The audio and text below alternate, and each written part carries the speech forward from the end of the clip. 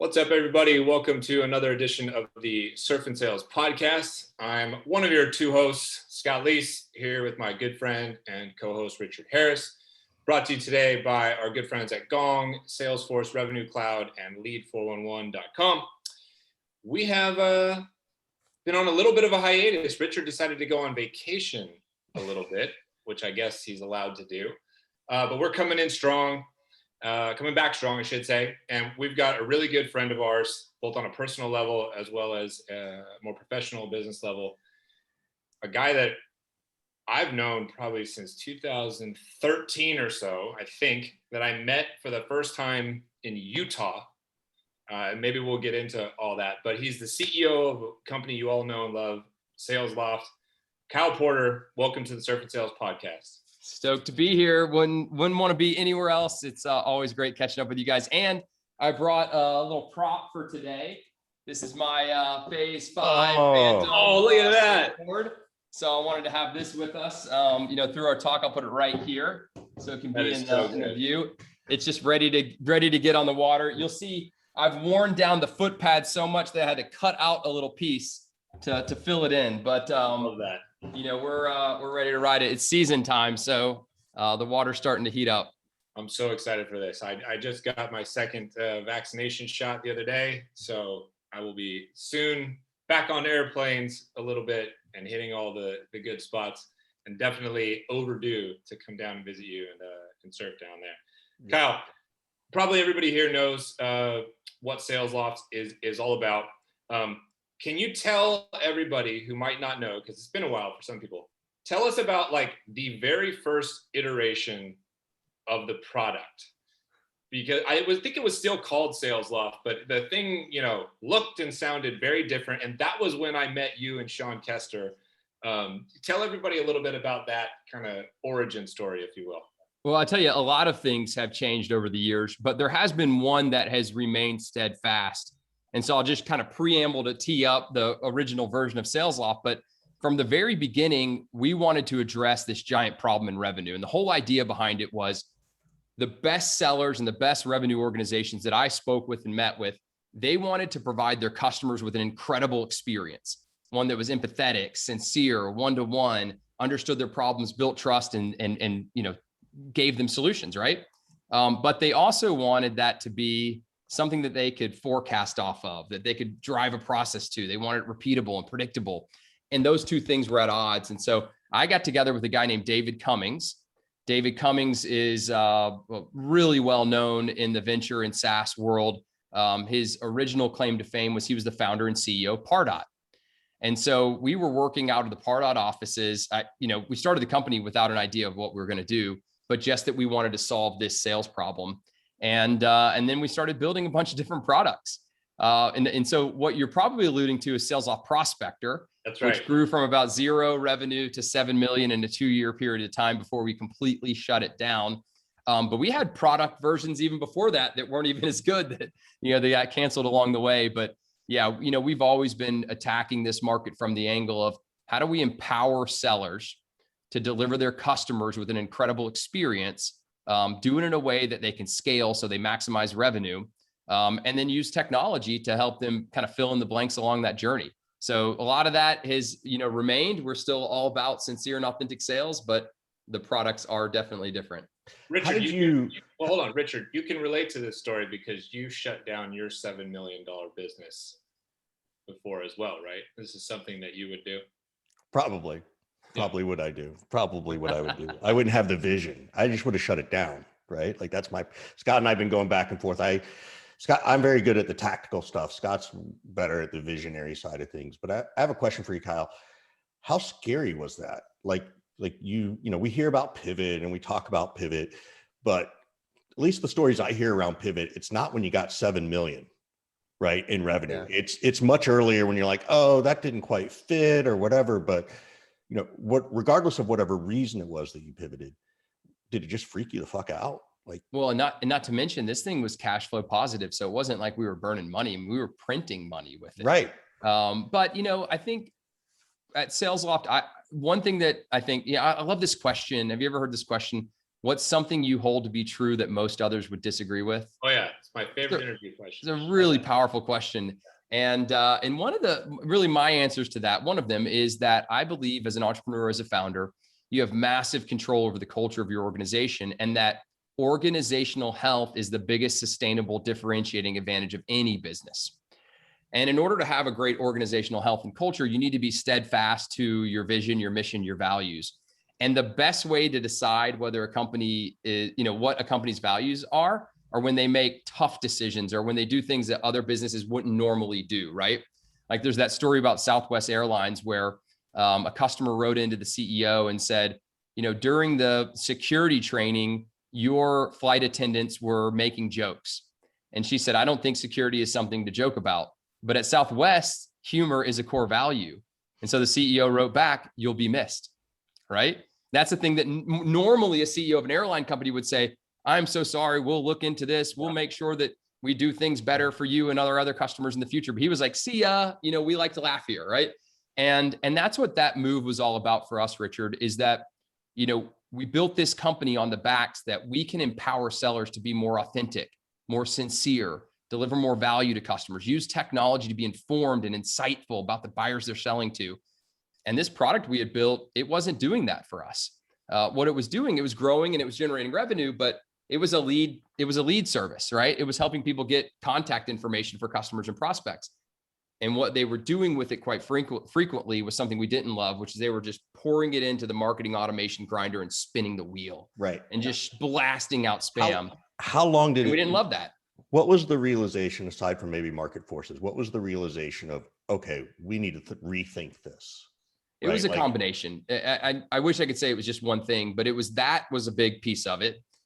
Two, we didn't control our own destiny with that product because it was written to work off of sources like LinkedIn that we don't own, right? And so some people would say that's like building a house upon the sand, right?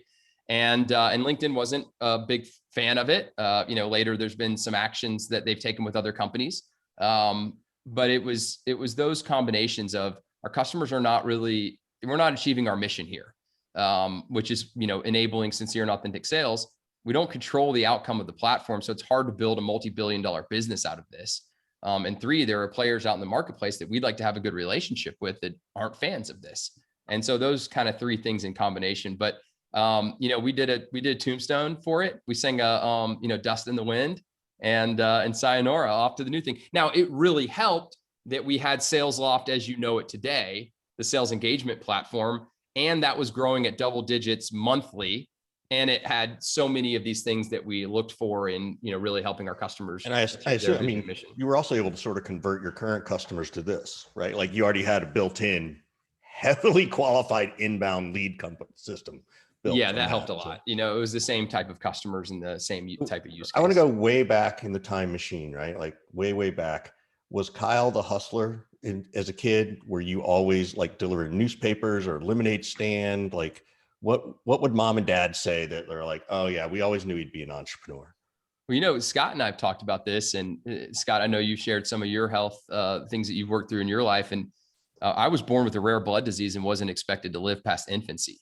So I had a nurse that would come to my house once a week with a needle and a bag of fluid, and she'd drip it into my veins for 2 hours while I watched all the kids in the neighborhood play. And that sucked, right. Like I really didn't like that. And so I had a lot of, grit and drive and this kind of, I gotta survive. So that was my earliest childhood, but I quickly got into entrepreneurial activities and I was out there selling thousands of dollars worth of baseball cards, Beanie Babies, comic books.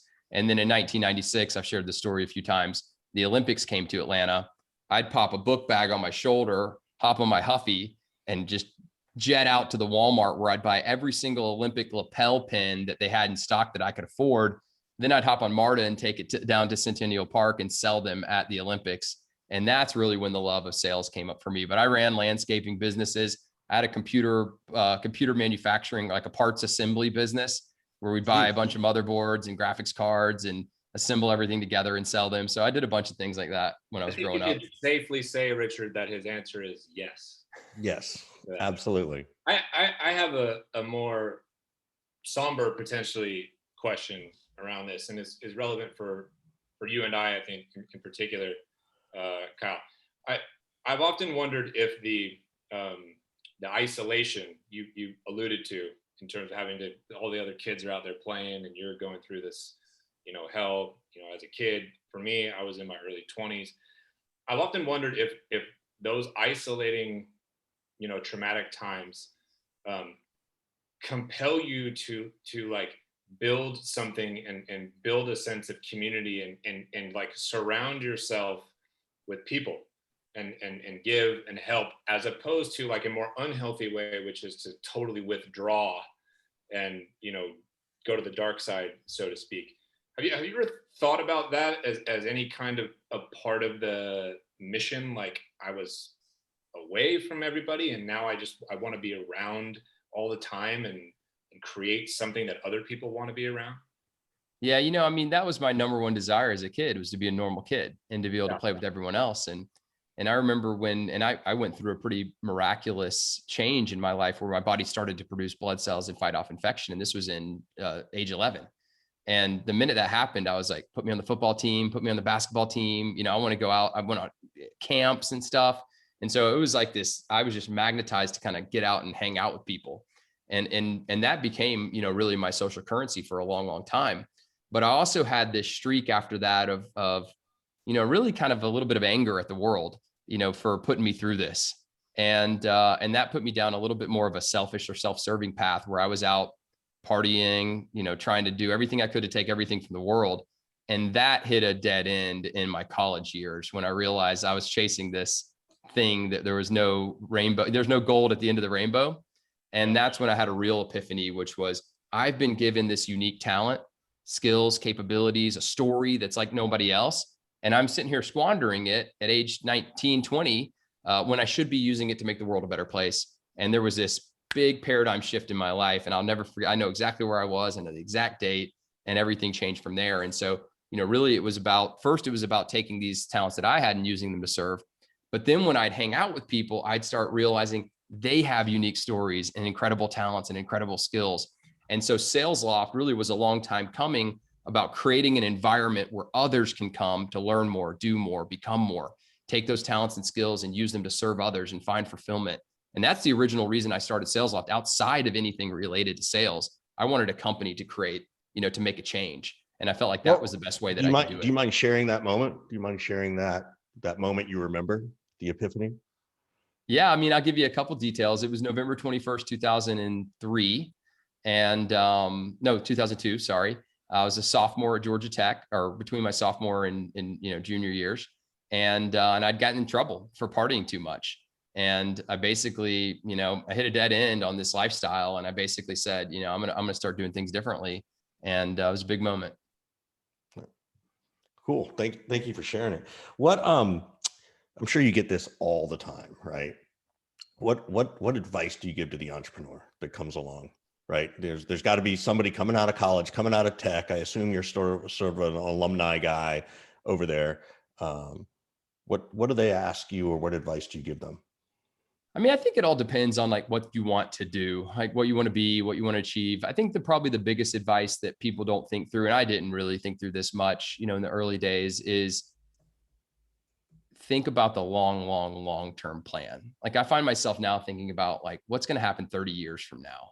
And what am I investing in now? And where are those things going to be? The relationships that I'm building, the entities that I'm creating, like that's something that I just, I think some of the old business leaders who have seen great success, they can impart that wisdom on you. And I really, every time I've sacrificed the short term for the long term, it's been a great payout. And I think that's the one that it's hard to see, because when you're early on a business, you're like grinding to make payroll, you're grinding to get those first revenue deals. And it's hard to say, how do I set this thing up for multi-decades of success? But I think the more you can, I had a mentor once and he said, take your hands, put them both in front of you, focus on the first one. You can't see the second one in focus. Focus on the second one. You don't see the first one in focus, but your job is to go back and forth between those in everything that you do as a leader. So I'm thinking about today, of course, but I'm shifting more and more in my focus that long-term as much as I can. So I talk a little bit about that. Are you able to give yourself a moment of respite and sort of say, holy shit, like I made it, or yes, I'm successful? Can you like utter the words like, yes, I'm successful? Or is that hard for you to do? Or do you feel like you haven't made it yet and you still have like another mountain or two to climb? Yeah, it's interesting. It's pretty nuanced and difficult. I can feel comfortable saying that to my kids. Mm-hmm. I've said that to my daughter and to my son. I've never really said that. I wouldn't say that to my wife, I don't think. I do spend. You still remind you of all the, millions. Yeah, of you still got to flaws take the trash out, Kyle. Yeah. All that. Oh yeah, yeah. I mean, I'm doing all that, but I think still got a long way to go, and I consider myself a lifelong learner that's never done. And I believe the longer I go, the more I realize what I don't know. So I realize I don't know more today than I realized I didn't know, when I knew a lot less, if that makes sense. Right. But yeah, I mean, we just keep moving and growing and building. And, I want to take the talents I have and use them I don't ever want to retire, so I'm you still don't moving ever towards want something. to, you don't ever want to retire. No, I don't know what retiring means. I mean, I always want to do great things and help great companies and build up people and help entrepreneurs and help business leaders. I just love it. I mean, I just don't ever want to quit. I mean, that doesn't mean I'm not going to take a surf break, I could do that all the time, but I'm just not going to go like 400 days in a row without working. Yeah. Scott, you're never going to retire as much as you might like to think you will. I think my definition of retirement Yes. is different than other people's potentially though. Would you still do deals? Yeah, of course. I still do a few things, but like I'm not going to work, 9 to 5 or whatever. You don't do that right now. I know. But later on, like I don't think that I'm going to have the same kind of insane drive. I don't think, but you might get smart. I mean, we're always working smarter too, so we can get more done. I think you find ways to stay interested in something, participate in things, help people, build and create something, but do it in sprints that are very effective and efficient. Like boom, 2-3 hours here, done for the day. Yeah. That's like my idea of retirement. I can't disappear for 400 days straight, like Kyle said, Richard. We leave that to you. You can do that. Probably. Yeah, you're pretty good at it. I'll ask you guys again in about 10 years. We'll see. So I'm a little older than both of you. So Kyle, talk about what's your biggest challenge now as you scale the business, right? So how many employees do you guys have right now? So we just passed 500 in the last month. Okay. So that's huge. That's awesome. Thank you.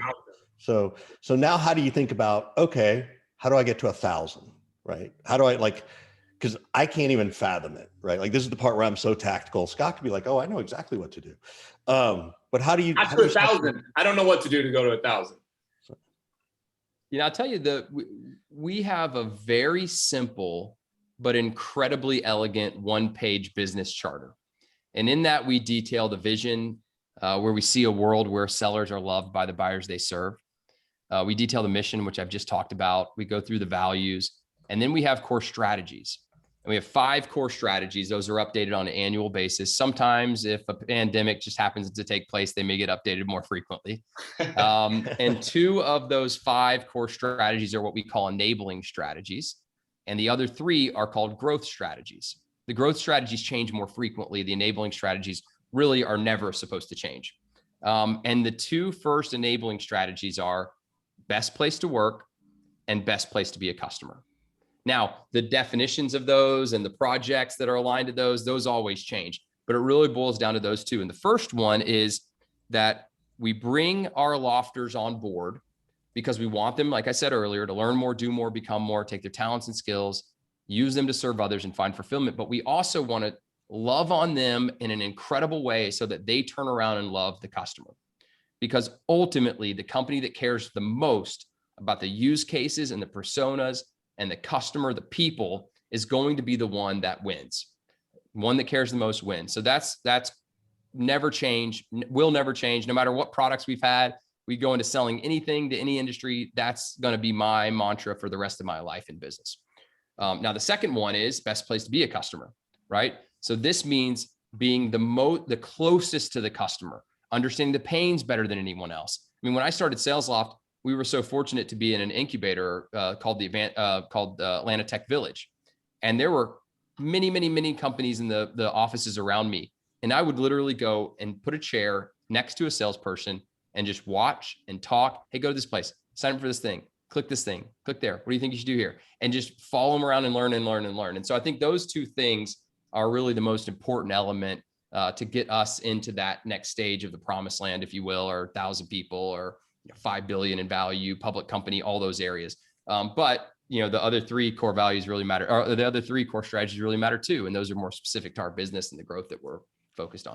How did you come up with that theory? Like, how did you come up with this? Did you just continually read a ton and then sort of realize this? Did someone coach you to it? Because these are those big picture strategies that I think, a lot of entrepreneurs either learn the hard way or they never learn. Yeah, I was part of this 10X forum, which is a CEO forum that meets once a month or once a quarter. And that one was once a quarter. And the guy in charge of the group, he said, he wrote down on the whiteboard, learn faster than the rate of your own experience. And I remember the minute I heard that, I was like, man, this is a life mantra for me. I'm going to learn faster than the rate of my own experience. Sure, I can make a lot of mistakes and learn from those, but why not learn from others and kind of expand my knowledge and wisdom and speed it up? So I think that's part of where that came from. And then just tactically, I think it's a combination of David Cummings, who's the CEO and founder of Pardot, a gentleman named Rusty Gordon, who's a mentor of mine, our CEO coach, all the Patrick Lencioni books, the biggest one being The Advantage, and then trial and error and, all the other things. But my dad, my sister, I mean, there's so many influences that kind of make that up. But it's just gathering as much wisdom from around me as possible so that it sounds like mine. I love it. That's like such an understated, perfect quote there at the end that he just kind of slid in. Gather as much information as possible until it sounds like mine. Scott. Yeah, I love that. I love that. There's three things that I think have happened in the last, call it year and a half, since 2020 to now. Three sort of tectonic shifts, if you will, in employment and in sales. Three of them are this: remote first, side hustles becoming prevalent, common, and almost becoming the hustle. Everybody's sort of diversifying and working towards financial independence. And three, the sort of rise of the community. I would love if you could try to give us your take on any or all of those three things and how you lead through those changes and how you see those things moving forward, if they have any part of the future of SalesLoft or no part of the future of SalesLoft. Yeah, I'll start with coronavirus. I think, before the pandemic, people would always talk about inside or outside sales. And I would have a bit of a contrarian view. I would say, it's almost like I don't see color. I didn't see inside or outside. That wasn't a thing to me. What I saw is people that were empowered by technology at varying degrees. And so, you sit in the old days, you sit on a plane, you sit on a plane and what would you see? A bunch of enterprise sellers sitting down next to you, opening their laptop and digitally selling, right? And then they get to the hotel and what are they doing? They're like in the bar with the laptop open, digitally selling. Yeah. And they're walking to the Uber and they're on their phone, digitally selling, right? And so these field reps they meet people in person. How do 99% of those meetings get set up in the first place? Through some sort of digital communications, right? So I started thinking about it from that perspective. Who's empowered by technology and who's not? Just like, Iron Man, with the suit, right? And so then when the pandemic happened, it was just an acceleration of that because now everybody's out of the office. Inside sales is now inside home, outside sales is now outside the office, but inside, it's all the same thing really. And we saw a big tailwind with coronavirus at SalesLoft. So now let me push on this point a little more. Are you going to embrace the kind of remote working environment, work from anywhere kind of environment, or are you just like, everybody needs to get back into the offices as soon as humanly possible? I'm putting you on the spot. So yeah. I have 3 floors of an A+ office space in Midtown Atlanta that I have a contract on till 2016. 26. I'm sorry, 2026. Now we're very fortunate that one of them is sublet. So if you're watching this podcast and you're one of my sublessors, thank you for doing that. No, I think what happens is the office is the priority changed, the order changed. So the office is number 1 to meet with your colleagues for meetings, like gatherings. Number 2 for those who need to work here, right? And so I envision a world, and we're not back to the office. We do open Tuesdays and Thursdays in COVID mode, which means there's restrictions and there's a cap. And some people do come. It's like 20 something people are coming to the office on Tuesdays and Thursdays. That being said, I don't necessarily think they need to be there. You know, I also don't think they should go their whole lives without spending any time with their colleagues, you know? So there's kind of those 2 ends of the spectrum. But yeah, we'll see what happens. I think it's definitely a remote first world. But some companies need and want that and they want to be in person, and that's cool. I think we'll find out a nice way to get us together and have that serendipity of relationships, and it'll probably be a way better scenario. But yeah, we got tailwinds from it. Yeah. And what happened was sales cycles sped up because companies weren't doing as much analysis before they bought sales engagement and our digital, sales solutions. Companies that were like Main Street America that hadn't as quickly adopted, like non-tech companies, we saw them move a lot faster to get into the space. That's been one of the neatest things, is that, so many different industries now are buying digital sales solutions. Okay. So now onto the sort of side hustle kind of stuff that is everywhere and or the community side of things. Yeah. I don't know much about the side hustle. Whatever it is, it's probably awesome. I mean, I love when people are out there, it's basically rewarding if you're adding value to other people, right? And that's what it is. Can you add a lot of value to other people? And so YouTube stars and, I love it. You create media, you create content, you move products, all that stuff is great. I think it's interesting because, here's a Coinbase. I'm going to pick on Brian. Coinbase goes public. Brian makes $20 billion, right? And this leaked memo comes out where he's like talking about how, everybody needs to be Coinbase focused, not focused on anything else. We're not going to speak about this. We're not going to speak about that. Don't put any of your energy and efforts into like other projects and stuff like that. And I think there's a divide there because like the pandemic hits, God knows how many people lose their job and they have fuck all to fall back on, right? They don't have like this other side business that at least gives them, money to pay rent, whether that's from something they've created or like content, for example, or some other kind of business where they're teaching somebody. And so I think that there's this like, I don't want to use the word divide, but like there's just 2 different philosophies where it's like, no, you need to be all about the company, you work for us, or like, no, we support you. We want you to be about the company, but we also support you and know that you have other interests and we want you to pursue those. And I think that makes a healthier kind of culture. And there's some CEOs and companies that are cool with that, and there's some that are not. I'm totally cool with that. I mean, my whole thing is like, don't do something you're going to regret, right?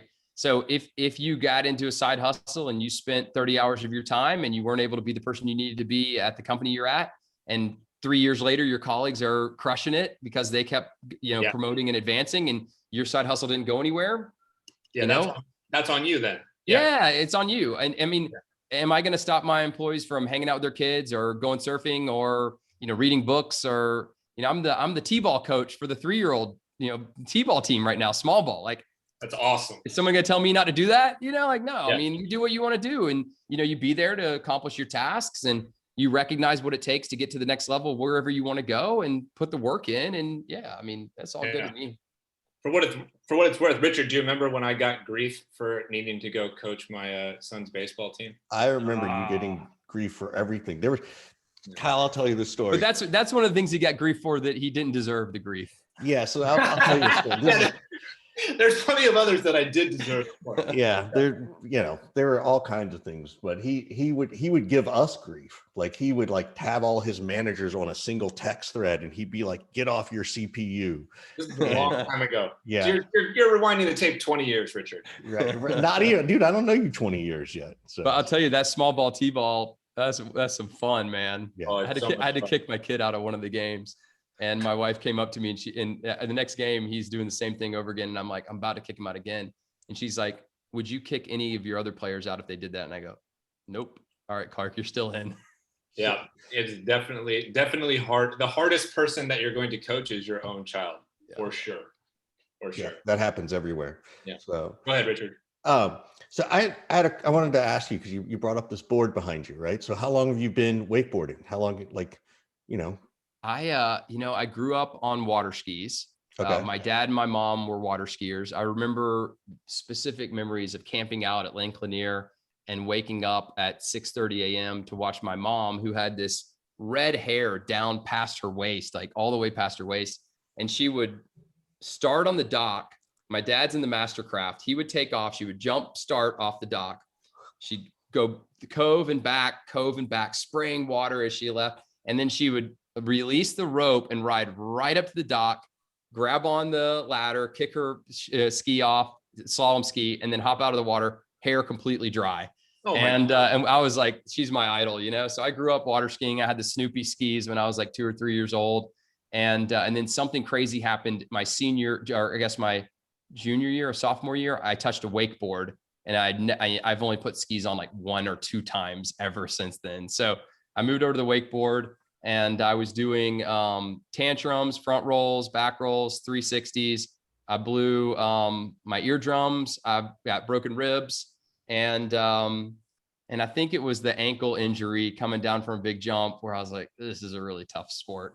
And then the surfboard came out, and you could put the big wake out behind, drop the rope, and free ride.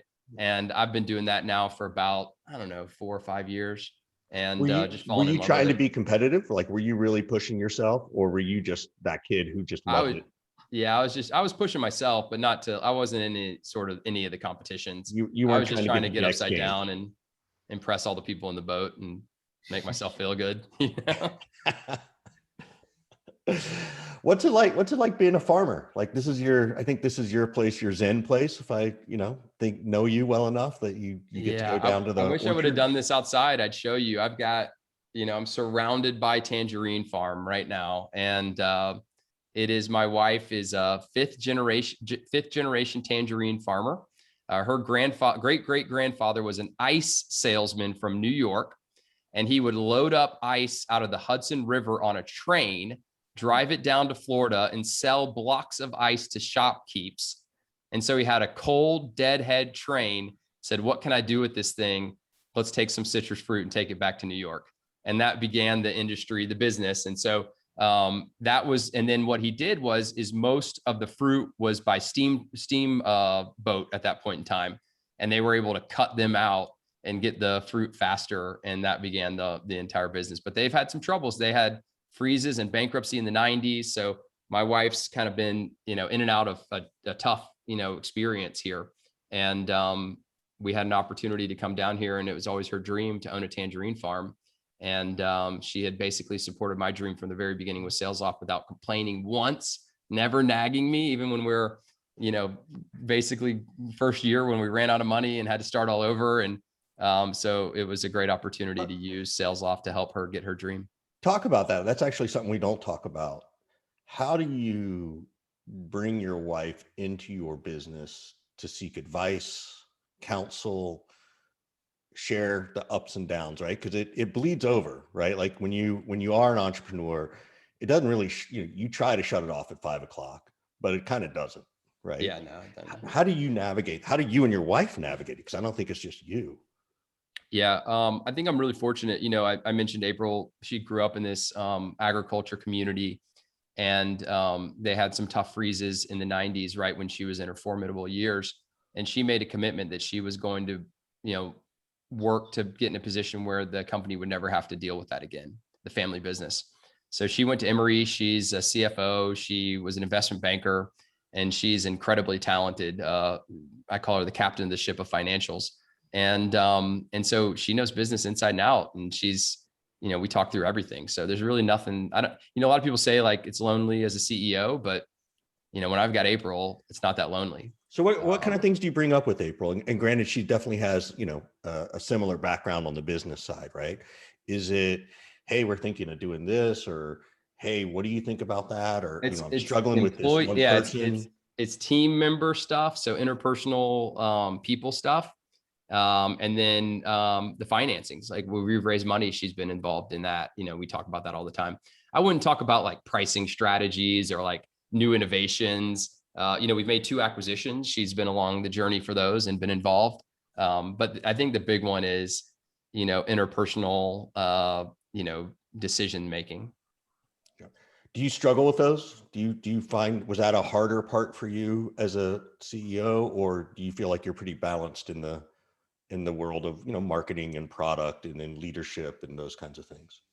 There's always room for improvement. I think, my career grew up with a lot of that experience.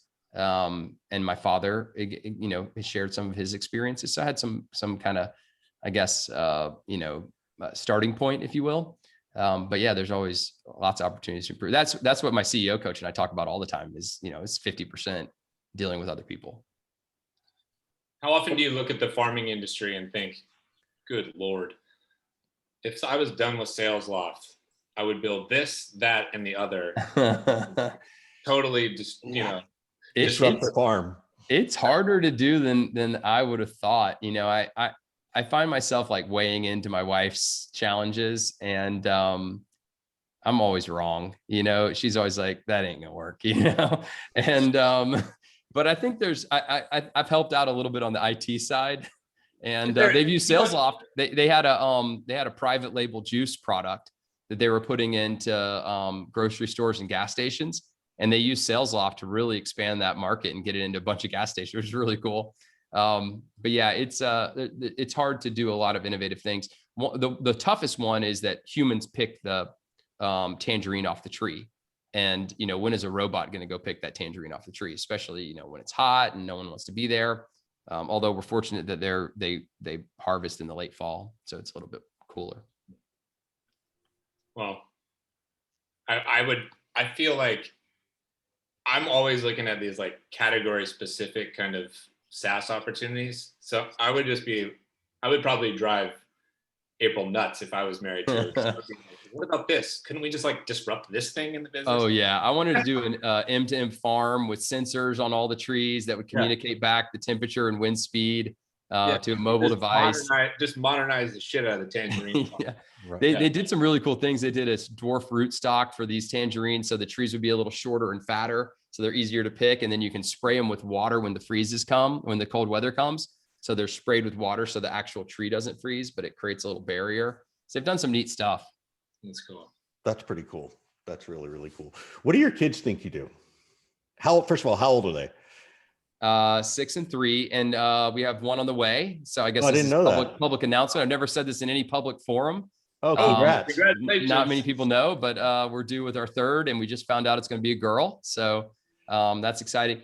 They have no idea what I do. They just know that it's Salesloft and that I'm the CEO. That's all. Do they know that like daddy does deals or anything like that? That's like about the equivalent of what my kids think. Did you close? My kids are like, did you close any deals today? I get that too. If I say no, they give me like the stink eye. I haven't gotten to that stage yet. No, they don't know anything about it. So that's awesome. Well, congrats on the 3rd one, man. And thanks for sharing. Thank you. So, yeah. We always turn this around. I did forget to tell you this at the beginning. And so in a second, I'll ask you, but give you a second to think about it is, what would you like to ask us? We sort of want to hand the mic back to you, but first want to give just a quick shout out to Gong.io, Lead 411 and Salesforce Revenue Cloud. I almost said Salesloft Revenue Cloud, which, would have been funny, but then not funny. So I think Salesforce doesn't like anyone using the word cloud, although they still do it. That's all right. That's all right. So what can we do for you? How can we be of support to you, man? Well, I think what you're doing is fantastic, of course. How many of these are you guys doing? And tell about the other strategies that you put in place to build community and really empower your followers. Well, we did 200 episodes last year of the Surf and Sales podcast. Wow. We decided to do 100 this year, kind of just dial it back a little bit. That's still, 2 a week. Yeah. Well, Richard, what was your favorite podcast of all of those? Single favorite of last year or everything since? Everything you've done total. Everything I've ever done. Holy smokes. Yeah, with Surf and Sales. Yeah. God. The single best one, I kind of think the first couple of them were my favorite because we didn't know what the fuck we were doing. We were just like, and people liked it. And I was like, oh, that's kind of cool. I also think the one that Kevin Dorsey did, because we did this back in February of last year. So over a year ago, where he talked about being the only, right. And he talked about being the only, Black person, not even Black man, but just a Black person or person of color. And, just really talking about that, I think was probably one of my favorite ones. Cause it opened my eyes a whole lot sooner in ways that I didn't realize they were even shut, So that one was really good for me. That's happened a lot for me in the last year and a half. And it's really good that it has, but it's also, I wish it had more in the past. It's kind of like, it's silly. Like, really, it took me this much to figure this out. Right. So, but on the community side of things, Surf and Sales as a community is really small on purpose because it's like 20 people every event. Right. But looking back on it, I think we feel like we were a little bit early on the kind of micro community bandwagon, right? We were kind of one of the first people, we think at least, that was like, no, I don't want to have, 100,000 people at my conference. No offense, Kyle, right? Just like, let's do something different than that. And that led to, creating the podcast, but then it led to, Thursday night sales, for example. So now like the largest virtual sales happy hour every single week. We've had 13,000 people come to our happy hours in the last year. And then, Galem and Jared used to come to Thursday night sales, and Amy and I kind of helped a little bit in the beginning as they started Rev Genius. So that's been kind of cool. That led to kind of personal micro communities and things throughout like a Patreon type site. And then, participating in big, large Slack communities, whether it's Revenue Collective or some of the ones I just mentioned. I just think that, in the last year and a half in particular, when everybody detached from the office and their colleagues, people were starved for community and belonging and a place to get advice without judgment, bring up problems and challenges in a safe kind of space, discuss racial issues, political issues, anything and everything in a way that there was no judgment and no kind of consequences, perhaps. Are you a Clubhouse believer? I believe in the potential of it. I do not believe in the current application of it. And my thing with Clubhouse is if I'm going to pick that up, I have to put something else down because I don't have the bandwidth to do everything, despite me thinking that I can do everything. I can't. So I can't figure out at the moment what to put down in order to put emphasis on Clubhouse. So that's kind of where I'm at with it. What would you guys like to see on LinkedIn, more of on LinkedIn and less of on LinkedIn? Go ahead, Richard. You want to answer that one first? No, you go first. I want to think that one through for a second. Okay. Less of, I'm just going to make a joke a little bit, but like, I'm so sick of polls. I can't even begin to tell you. If I never see another poll on LinkedIn again, it'll be too soon. And everybody who's for years said, oh, I don't do this for the views and the likes and all that kind of shit. Bullshit. All of your fucking polls are in there right now because it's got the juice, because LinkedIn gamed the algorithm to give you the juice. So I want to see less of that. What do I want to see more of?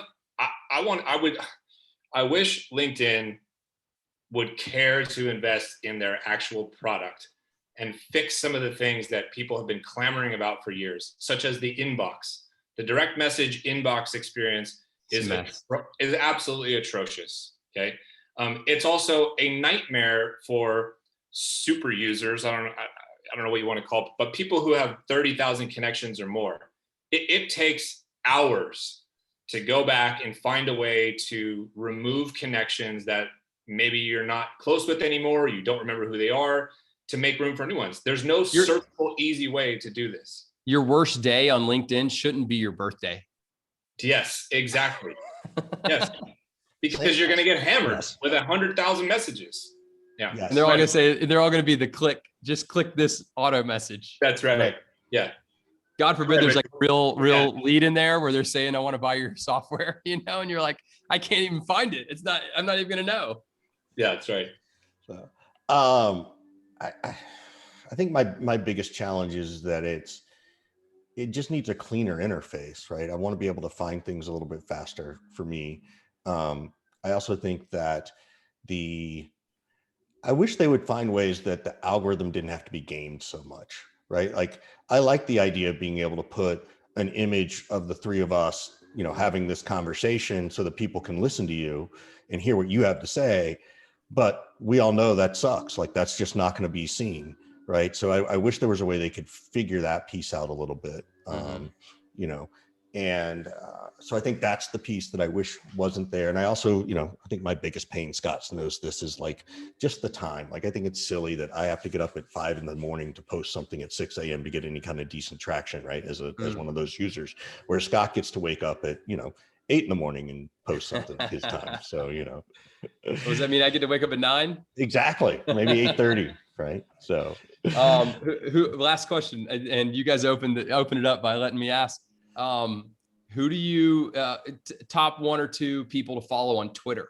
Doesn't have to be about sales, but just in general. Top 1 or 2 people to follow on Twitter. I see Twitter as a necessary evil. So Scott's going to love it. It's probably Scott. I'm like, well, what does Scott have to say today?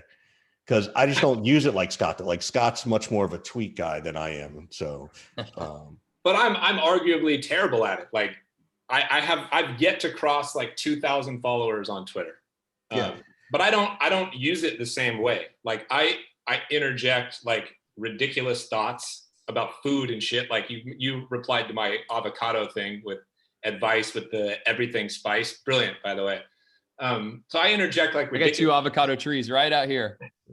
I'll interject ridiculous things like that with sports things and political stuff, as well as business stuff. So I don't use it probably as well as I should for business in particular. And for me, I guess for now, I'm okay with that. Yeah. So one person who I think has figured out how to use Twitter phenomenally in the last year is Justin Welsh. Okay. He's gone from having like 0 followers on Twitter to, I don't know what he's at, but he's just all aboard this like build in public, create this, create that. And he's figured out a great way to kind of, get these sound bites in tweets. And people like us, people are all about that kind of stuff right now. So I think he's on the pulse of the workforce a little bit. Gotcha. Yeah. So I would say him. Yeah. Cool. I really like the guys from the All In podcast. Chamath Palihapitiya, David Sachs, Jason Kalkanis. Those guys are great. I think they have good Twitter accounts too. Cool. Well, Kyle, thank you, man. We literally ran out of time, like physically ran out of time, which is unusual. So, and fast. So thank you so much for coming on. We really, really appreciate it. And on the personal side, congrats on the baby. And it's good to see you. Haven't seen you in a while. Look forward to, sharing a cocktail with you at some point in the next 12 months. So now this tequila. This means we're on the clock as far as wake surf and sales in Florida. Right. When do we know the due date? Oh yeah. It's October 20th. We're on the summer. All right. We're officially on the clock. Okay, we have urgency, and sometimes you need urgency in order to get things done, Richard. Maybe we go in late June for Scott's birthday.